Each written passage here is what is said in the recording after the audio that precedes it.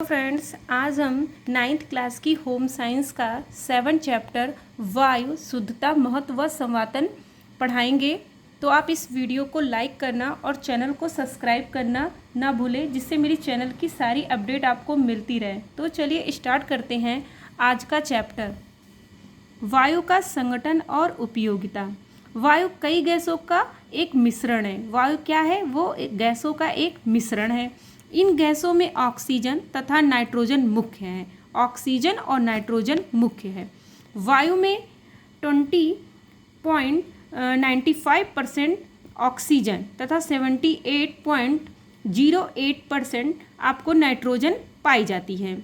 इन दो गैसों के अतिरिक्त कार्बन डाइऑक्साइड, जल वाष्प, सूक्ष्म मात्राओं में अक्रिय गैस जैसे हीलियम्स है, आर्गन है, नियान है, क्रिप्टॉन है तथा जिनान पाए जाते हैं। अमोनिया, ओजोन तथा फैक्ट्रियों और मिलों से निकली हुई गैसें और धुआं भी उन स्थानों की वायु में मिला रहता है।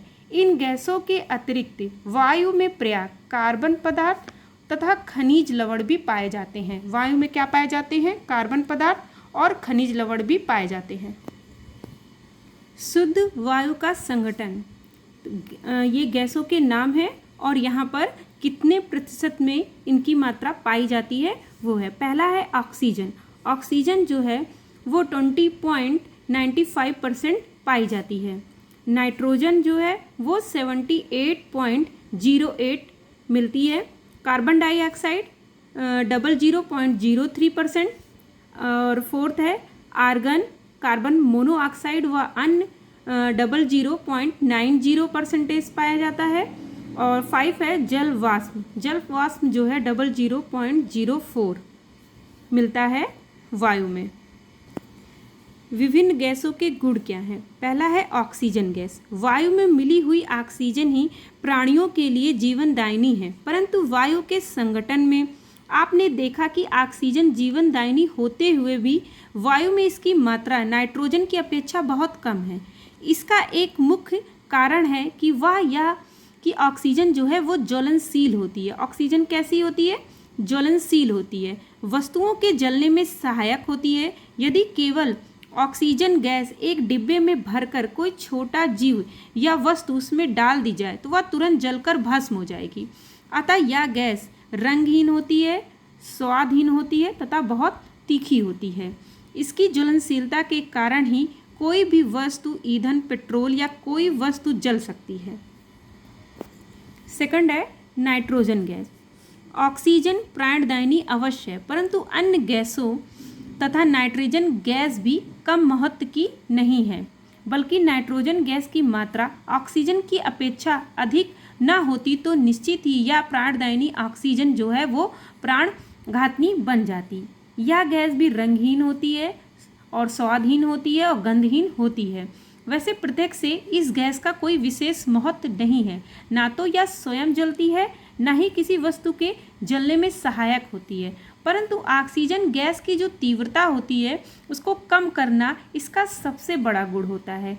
ये ऑक्सीजन गैस की जो तीव्रता होती है उसको ये कम करती है। वास्तव में नाइट्रोजन गैस ही ऑक्सीजन की तीव्रता को कम करके उसे इस योग्य बनाती है कि इसे श्वास के द्वारा सरलता से ग्रहण किया जाता है।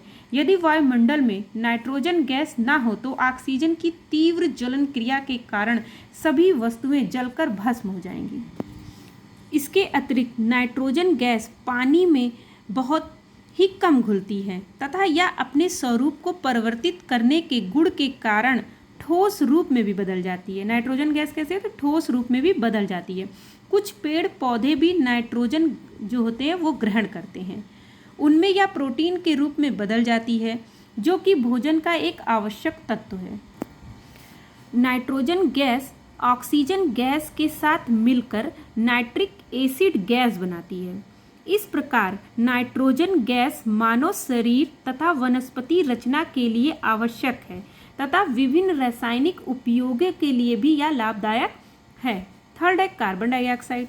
कार्बन डाइऑक्साइड गैस शुद्ध वायु में बहुत कम पाई जाती है। यह श्वसन क्रिया तथा ज्वलन की क्रिया के फलस्वरूप उत्पन्न होती है। यह अपने शुद्ध रूप में मनुष्य के लिए तो हानिकारक होती है, परंतु पेड़ पौधे कार्बन डाइऑक्साइड को ग्रहण करके इससे कार्बोहाइड्रेट्स बनाते हैं।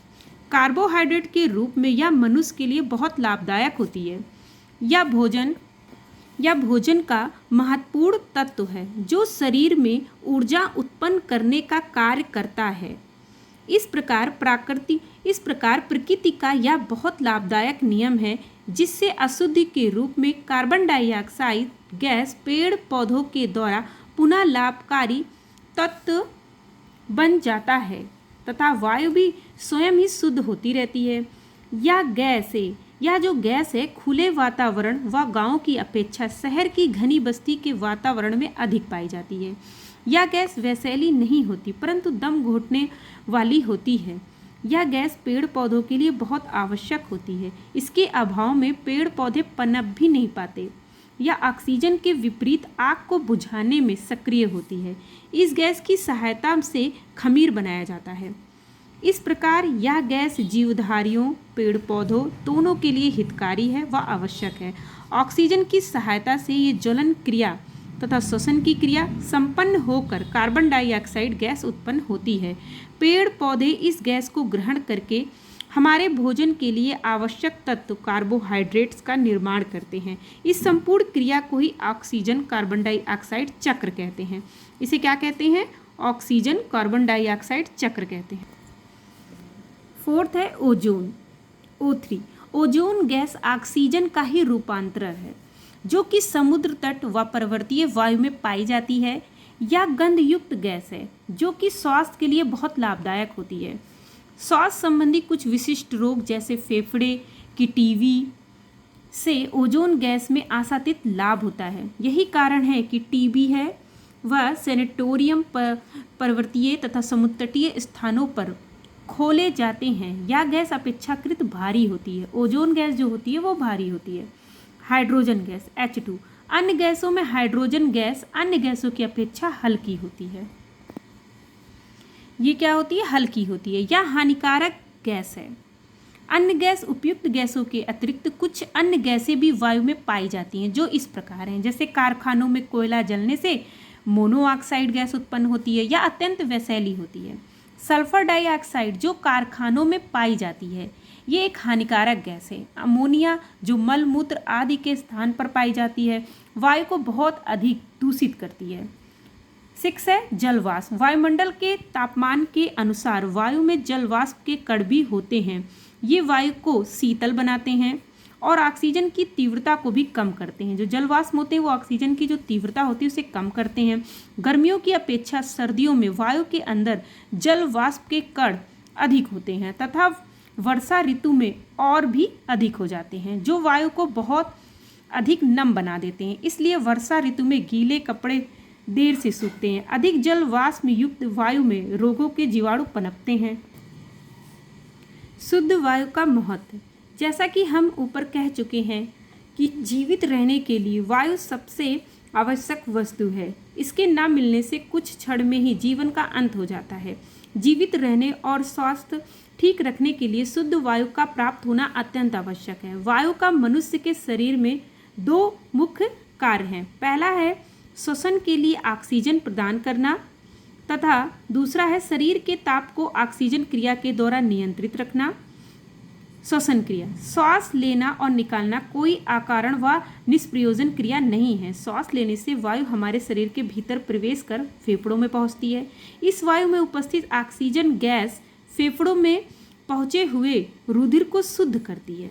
श्वास के साथ बाहर निकली वायु में रक्त की कार्बन डाइऑक्साइड व अन्य शुद्धियाँ मिल जाती हैं और इसी से वह अशुद्ध हो जाती है। शरीर के विभिन्न कार्यों के लिए हमें ताप और ऊर्जा की आवश्यकता होती है। यह ऊर्जा और ताप हमें शरीर के विभिन्न ऊतकों और उनकी कोशिकाओं में निरंतर होने वाली ऑक्सीकरण की क्रिया से प्राप्त होती है। रुधिर फेफड़ों में वायु से ऑक्सीजन लेने के बाद पूरे शरीर में भ्रमण करता है और सब कोशिकाओं को ऑक्सीजन पहुंचाता है जिससे उनका पोषण होता है। ऑक्सीजन जब भोजन में उपस्थित कार्बन से मिलती है तब ऑक्सीकरण की क्रिया के फलस्वरूप वहाँ कार्बन डाइऑक्साइड उत्पन्न होती है। रक्त इस कार्बन डाइऑक्साइड को अपने में घुलाकर और वहाँ के अतिरिक्त जल को अपने में शोषित कर पुनः फेफड़ों में पहुंचाता है, जहां बाहर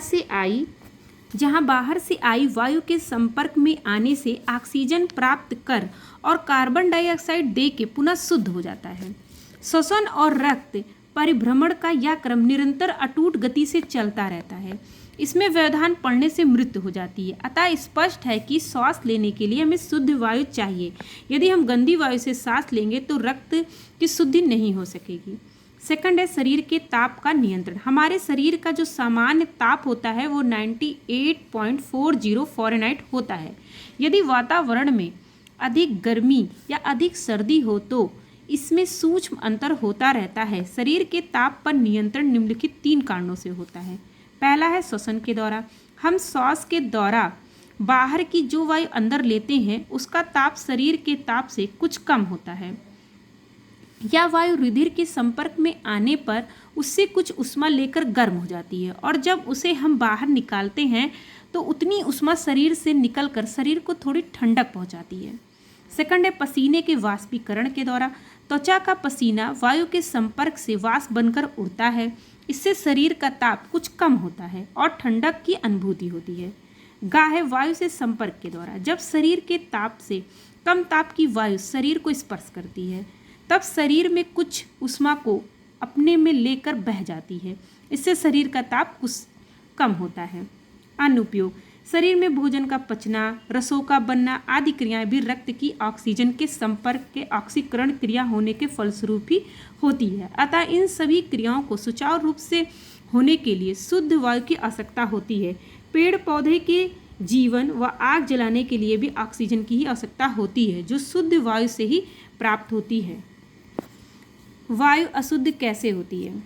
वायु जो है 5 कारणों से अशुद्ध होती है। श्वसन क्रिया से, आग के जलाने से, वस्तुओं के सड़ने से, धूल के मिलने से तथा रोगों के जीवाणुओं के मिलने से। तो पहला श्वसन क्रिया के द्वारा कैसे होती है वायु अशुद्ध?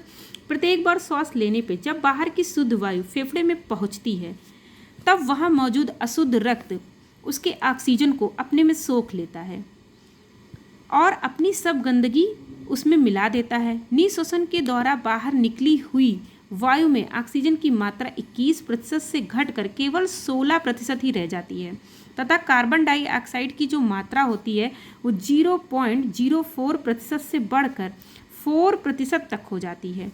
इसके अतिरिक्त जल वाष्प की जो मात्रा है वो 5% हो जाती है तथा अन्य कार्बनिक गंदगियां भी उसमें मिल जाती हैं। यदि व्यक्ति को किसी प्रकार का रोग है, जैसे क्षय रोग है, डिप्थीरिया रोग है, तो वह इन रोगों के जीवाणुओं भी उस व्यक्ति की निःश्वसन के द्वारा निकली वायु में रहते हैं।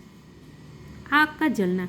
जब कोई वस्तु जलती है तो उसके आसपास की वायु उसे जलने में सहायता पहुंचाती है। जलने की क्रिया में उस वायु की ऑक्सीजन जलकर समाप्त हो जाती है और उसके स्थान पर कार्बन डाइऑक्साइड गैस बनकर वहाँ की वायु में मिल जाती है। जैसे लकड़ी या कोयला ही नहीं, तेल या पेट्रोल तथा अन्य कोई भी वस्तु जले तो वायु का ऑक्सीजन उपयोग में आता है और उसके स्थान पर कार्बन डाइऑक्साइड उत्पन्न हो जाता है और वायु में मिल जाता है। इस प्रकार कार्बन डाइऑक्साइड की गैस की मात्रा बढ़ जाने से वायु अशुद्ध हो जाती है। पदार्थों के सड़ने से। विभिन्न सड़े गले खाद्य पदार्थ जैसे कूड़ा करकट, मृत जीवों की सड़ी लाशों से भी भयंकर दुर्गंध, कार्बन डाइऑक्साइड, अमोनिया व हाइड्रोजन सल्फाइड आदि वैसेली गैस उत्पन्न होती है जो वायु को दुर्गंधपूर्ण तथा अशुद्ध बना देती है। धूल के कण।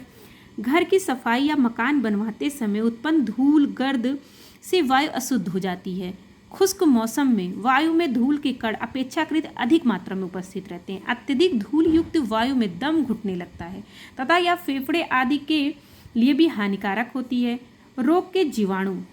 रोगी व्यक्ति के श्वास के द्वारा तथा मलमूत्र, कफ आदि के रूप में शरीर से निकली गंदगी के द्वारा जिसका उचित प्रकार से निष्कासन व विसंक्रमण नहीं किया जाता है, विभिन्न रोगों के जीवाणु उड़कर वायुमंडल में उड़ने लगते हैं तथा वायु को दूषित कर देते हैं। इस दूषित वायु में सांस लेने में स्वस्थ व्यक्ति को भी बीमार होने की संभावना रहती है।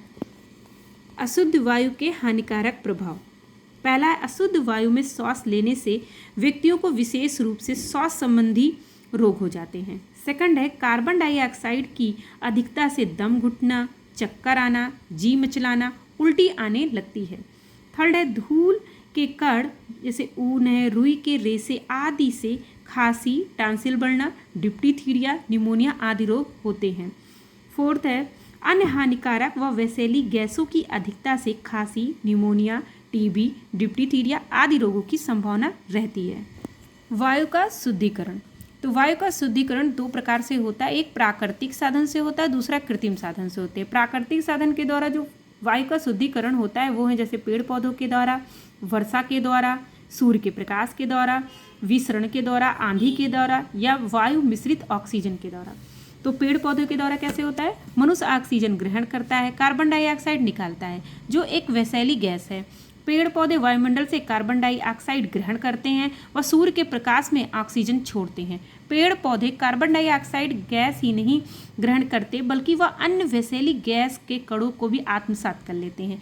यह कार्य पत्तियों में उपस्थित जो रंध्र करते हैं, पत्तियों में उपस्थित जो रंध्र होते हैं वो ये करते हैं। पेड़ पौधों को प्रकृति के फेफड़े कहा जाता है। पेड़ पौधों को क्या कहा जाता है, प्रकृति का फेफड़ा कहा जाता है। यही कारण है कि वायुमंडल में ऑक्सीजन की मात्रा जो है वो कम नहीं होती। विसरण क्या है, सभी प्रकार की गैसों में विसरण का गुण पाया जाता है। ठोस पदार्थ की तरह गैस उस एक स्थान पर स्थिर नहीं रह सकती। जब किसी स्थान पर कोई गैस अधिक मात्रा में एकत्रित हो जाती है तो वह विसर्जन के कारण उस स्थान से चली जाती है और उसके स्थान पर दूसरी गैस आ जाती है। गैसों में यदि विसरण का गुण ना हो तो अंगीठी या चूल्हे का जो धुआं है नहीं भरा रहता। तो अंगीठी या चूल्हे का जो धुआं होता है वो नहीं भरा रहता। इसी कारण वायु में समस्त गैसों का प्रतिशत लगभग समान रहता है। यदि हम एक कमरे में ऑक्सीजन तथा दूसरे कमरे में कार्बन डाइऑक्साइड भर दें तो वे तुरंत ही एक कमरे से दूसरे कमरे में आने की प्रक्रिया प्रारंभ कर देंगी और थोड़ी ही देर में दोनों कमरों में गैस का जो प्रतिशत होता है वो समान हो जाएगा। वर्षा वायुमंडल में उपस्थित अशुद्धियों को सोख लेती है। अमोनिया आदि गैसों को वर्षा की बूंदें सोख लेती हैं। कुछ गंदगियां जो पानी में घुलकर नष्ट हो जाती हैं। धूल के कण तथा वायु में मिश्रित अन्य पदार्थ वर्षा में बह जाते हैं तथा वायु शुद्ध हो जाती है। आंधी, तेज हवाएं, आंधियां भी वायु को शुद्ध करती हैं। आंधियों से तीव्र गति से बहती हैं तथा तेज हवा अशुद्धियों को उड़ाकर सारे वायुमंडल में वितरित कर देती हैं। इस प्रकार जिन स्थानों पर वायु गतिशील रहती है वहाँ वायु में अशुद्धियों की मात्रा कम पाई जाती है। सूर्य का प्रकाश, सूर्य से प्रचंड गर्मी होती है। सूर्य में क्या होती है, प्रचंड गर्मी होती है। वायुमंडल की कितनी भी अशुद्धियाँ इसके ताप से नष्ट हो जाती हैं। कितने ही जीवाणु केवल प्रकाश से ही नष्ट हो जाते हैं। सूर्य के ताप में इतनी शक्ति है कि वो सबल से कीटाणु भी नष्ट हो जाते हैं।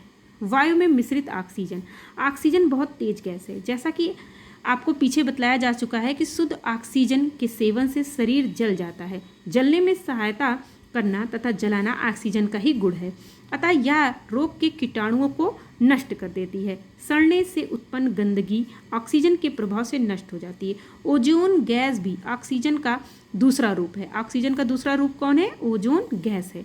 यह रोगों के कीटाणुओं को नष्ट कर देती है। यह राच यक्षमा के मरीजों को रखने से सैनिटोरियम उन्हीं स्थानों पर पाए जाते हैं जहाँ ओजोन गैस पाई जाती है। कृत्रिम साधन कैसे हैं, मकान को खुले हवादार हों जिससे कि उनमें वायु सूर्य का प्रकाश प्रचुर मात्रा में आ सके।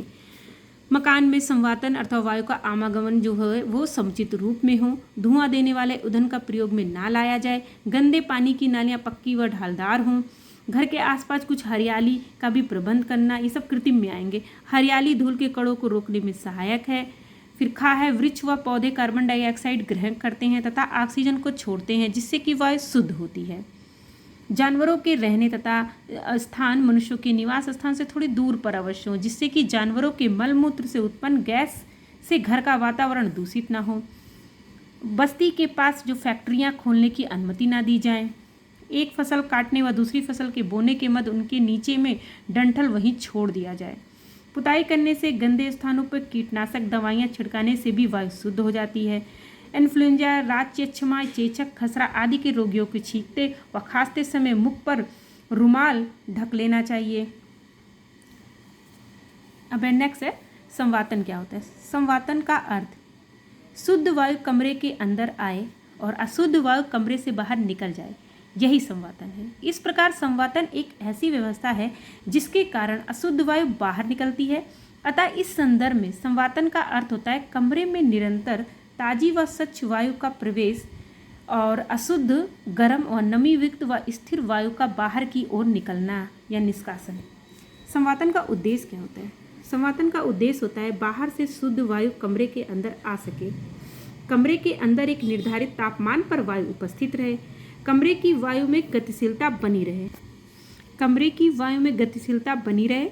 फोर्थ है वायु को दूषित करने वाली जैसे गैसें हैं, धूल कण हैं, जलवाष्प, रोगाणु आदि से मुक्त करने में सहायक हो। संवातन का सिद्धांत क्या है? संवातन का सिद्धांत यह है कि श्वास लेने से हमारे आसपास की हवा गर्म होकर फैलती है और हल्की होकर ऊपर उठती है। यदि कमरे के ऊपरी भाग में रोशनदान व छत में चिमनी की व्यवस्था होती है तो नीचे दीवारों में दरवाजों व खिड़कियां होती हैं तो वह अशुद्ध गर्म वायु हल्की होकर रोशनदानों व चिमनियों से होकर बाहर निकल जाती है तथा उसके स्थान पर खिड़कियों व दरवाजों में से शुद्ध हवा कमरे में प्रवेश कर लेती है। इस सिद्धांत के आधार पर मकानों में खिड़कियां व रोशनदान व चिमनियों आदि का प्रबंध किया जाता है।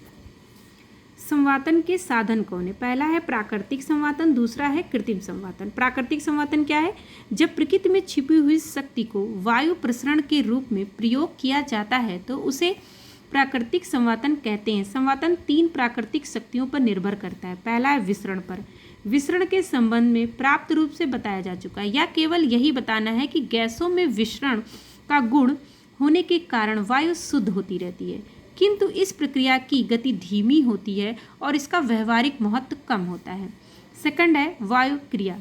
वायु की क्रियाशीलता पर प्राकृतिक संवातन निर्भर करता है। तेज हवाएं संवातन के शक्तिशाली साधन। हवाएं वायु में उपस्थित गैसीय अशुद्धियों को अपने साथ उड़ा ले जाती हैं। आर पार संवातन के द्वारा कमरे की जो अशुद्ध वायु ताजी वायु के द्वारा बाहर निकाल दी जाती है और उसका स्थान वह स्वयं ले लेती है। संवहन धाराएं। संवहन धाराओं का अर्थ है कि गर्म हवाओं की जो धाराएं ऊपर की ओर जाती हैं तथा ठंडी हवाओं की जो धाराएं हैं नीचे की ओर आती हैं। इस क्रिया का मूल आधार यह है कि गर्म वायु में भार कम होता है। जो गर्म वायु होती है उसमें भार कम होता है जिससे वह हल्की होकर ऊपर उड़ जाती हैं और शीतल वायु का आकार उसका स्थान घेर लेती है। संवातन के लिए प्राकृतिक व्यवस्था क्या है? खिड़कियां व दरवाजे का प्रयोग किया जाए, रोशनदान का प्रयोग किया जाए, चिमनी का प्रयोग किया जाए। फोर्थ है जो है पारगामी संचालन। यह अत्यंत प्रभावी व स्वास्थ्य के लिए लाभकारी होता है। जहाँ तक हो कमरे में पारगामी संवातन अर्थात आमने सामने खिड़की दरवाजे होने से वायु का शुद्धिकरण अपेक्षाकृत अधिक प्रभावपूर्ण होता है, क्योंकि इससे कम से कम समय में अशुद्ध जो वायु का निष्कासन व शुद्ध वायु का आगमन होता रहता है। 5 है नियोजित निर्माण। संवातन की उत्तम व्यवस्था के लिए नियोजित निर्माण आवश्यक है। किसी भी क्षेत्र में मकान इस प्रकार से बनवाया जाए कि मकान में शुद्ध वायु के आने में व अन्य मकान में व्यवधान न उत्पन्न करें। 6 है पर्याप्त स्थान। घरों में पर्याप्त स्थान हो, कमरे में पर्याप्त बड़े हों, मकान अधिक ऊंचे न हों। 7 है वायु हेतु उचित प्रवेश। वायु के प्रवेश और निष्कासन के लिए खिड़की हो, दरवाजे हों, उनकी लंबाई चौड़ाई उचित होनी चाहिए। कृत्रिम संवातन क्या होता है? कृत्रिम संवातन जिन स्थानों में प्राकृतिक संवातन की जो व्यवस्था है पर्याप्त एवं सुविधाजनक नहीं होती, जैसे सिनेमा हॉल है, चिकित्सालय हैं, बड़ी बड़ी फैक्ट्रियाँ आदि हैं, वहाँ ना तो पारगामी संवातन व्यवस्था सुविधाजनक होती है और ना ही पूरे समय खिड़की दरवाजे खोले रहना संभव होता है। उन स्थानों में कृत्रिम संवातन से वायु का शुद्धिकरण किया जाता है। गर्म देशों में ही प्राकृतिक संवातन की सुविधाजनक होता है, परंतु सार्वजनिक स्थानों में ठंडे देशों में संवातन के कृत्रिम साधन लाभकारी होते हैं। कृत्रिम संवातन का अर्थ क्या होता है? कृत्रिम संवातन के लिए यंत्रों व बिजलियों की सहायता से वायु के आगमन व निष्कासन की व्यवस्था की जाती है। इसे ही कृत्रिम संवातन कहते हैं। कृत्रिम संवातन की मुख्य 4 विधियां प्रयुक्त की जाती हैं। पहला है निर्वात की व्यवस्था। इस व्यवस्था में निर्वात पंखे मतलब एग्जॉस्ट फैन अर्थात कमरों में वायु बाहर फेंकने वाले पंखों का प्रयोग किया जाता है। निर्वातक पंखों के द्वारा कमरों में दूषित वायु बाहर ढकेल दी जाती है और जो शुद्ध ताजी वायु होती है वो उसका स्थान ग्रहण कर लेती है। सेकंड है प्लीनम की व्यवस्था। इस व्यवस्था में बिजली के साधारण पंखे कमरे की अशुद्ध वायु की गति बढ़ाकर उसे बाहर निकाल देते हैं और ताजी हवा को धक्का देकर अंदर फेंका जाता है। इससे शरीर की नमी के वाष्प बनने पर शरीर शीतलता भी अनुभव करता है। थर्ड है मिश्रित व्यवस्था। इस व्यवस्था में जो निर्वातक है और बिजली के पंखों को एक साथ प्रयोग सिनेमा घर जैसे विशाल भवनों में किया जाता है। निर्वातक पंखों का प्रयोग गंदी एवं गर्म वायु को बाहर निकालने और छत या दीवार के साधारण पंखों का प्रयोग वायु की गति बढ़ाकर वायु को शीतल बनाने में किया जाता है।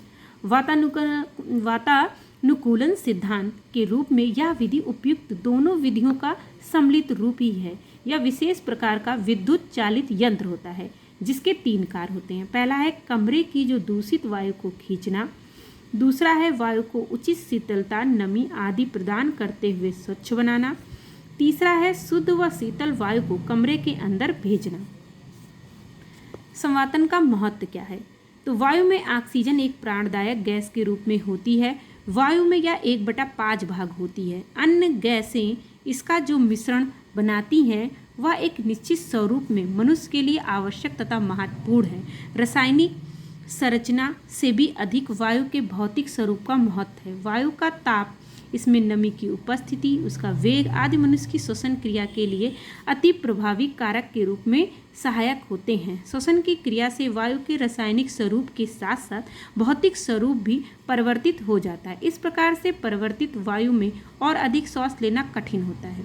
अतः अधिक शुद्ध व अपेक्षाकृत शुष्क तथा कम ताप वाली वायु को इस बदलती हुई वायु का स्थान लेना चाहिए। प्रकृति में यह क्रिया स्वतः ही विसरण की क्रिया के द्वारा होती है जिसे संवातन कहते हैं। यहाँ पे मेरा ये चैप्टर जो है कंप्लीट हुआ। तो नेक्स्ट वीडियो में हम इसके क्वेश्चन आंसर सॉल्व करेंगे। तो आप इस वीडियो को लाइक करिएगा और चैनल को सब्सक्राइब करना ना भूलिएगा जिससे जो भी मैं पढ़ाऊँ वो आपको ईज़िली मिल सके। तो तब तक के लिए